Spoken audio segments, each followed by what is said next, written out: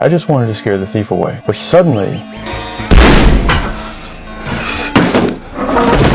due to the sudden ringing of the bell, I jumped and pulled the trigger. My wife rushed into the living room. The lights came on. The man on the couch had a bullet in his eye. My hands were still shaking. The sheriff arrived at the scene. He patted my shoulder and said, "Don't worry. This thief was already wanted. It was self-defense." But I still had to go to the station for paperwork, sitting in the police car.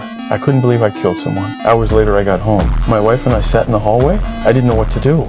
We started cleaning up the blood in the room. Morning came. The whole town knew what happened. The sheriff came to tell me. The thief would be buried tomorrow at noon. I asked him a question. You got any family? You got a daddy in Huntsville prison. He just got parole.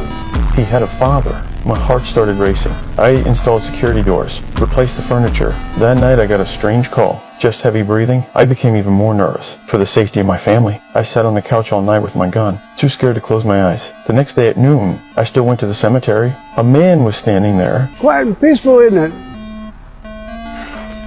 I was certain he was the thief's father who just got out of prison. He said he saw our family photo in the newspaper. Your boy, he looks a whole lot like you, doesn't he?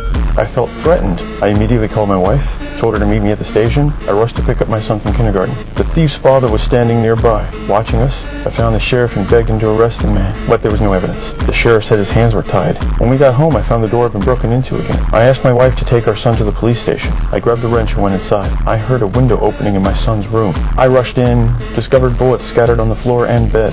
The officers arrived. This time we had evidence. They assigned people to protect us secretly. They also left an officer in the house. I still couldn't sleep. I went downstairs for a glass of milk. When I returned to my room to go to sleep, the thief's father was already standing at my son's bedside.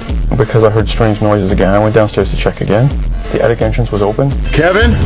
He's in the fucking house! He's in the goddamn house!